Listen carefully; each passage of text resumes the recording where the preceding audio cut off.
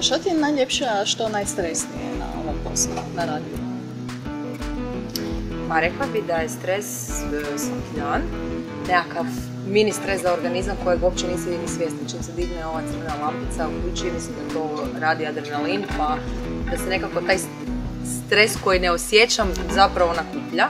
Bude mi predivno kad mi dođu gosti, to obožavam, ali s druge strane bude jako stresno jer moraš onda misliti na toga. Evo, više mikrofona, više ljudi u studiju, reklame, balans tog sata, ali u principu ne znam šta bi baš navela kao neki veliki stres, jer nema tu grešaka, mislim da me nekakva trema lovi, ne lovi me. Stres je možda za organizam to rano buđenje, koliko god da već skoro 5 godina to radim, nekako tijelo se nije vidi. Što misliš, osuđuje li se i danas još uvijek u društvu žene koje su na prvom mjestu stavile karijeru? Da. Mislim da. Mislim da smo tako društvo, neću reći konzervativno, ali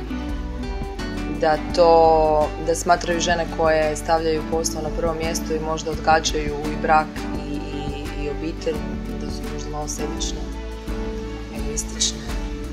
A nije to, mislim, ne znam, ja nikad nisam gledala ni radio, ni sebe kao to je moj posao, ja se sad moram realizirati i moram, ne znam, zaraditi nekakve novce i stvoriti, ne znam, nego jednostavno nekako živim po nekim svojim prirodnim načelima, idem za želucem i srcem i radim kako mi dođe, kako mi prirodno. Trenutno mi je ovo prirodno okruženje. Što bi poručila zaposlenim ženama?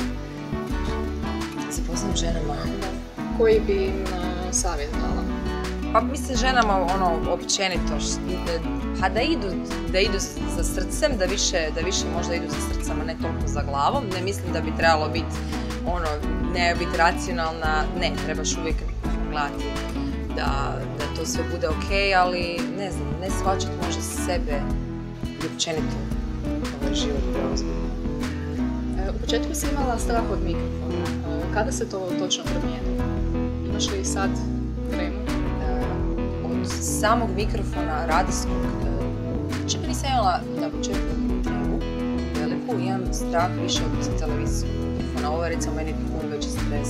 Zapravo on mi je stres, dok mi ovo nije ovo svjesna stresna situacija. Mikrofon mi nije bio stresan nikada, jednostavno na početku kad sam kretala raditi na radiju nisam bila dobra. Kad pričam o sebi to mi zna biti iako mi je s tog jako ugodno, pa nemam problem, ali nekad imam. S nekim ljudima baš imam problem i nisam dovoljno puštena, nisam svoja.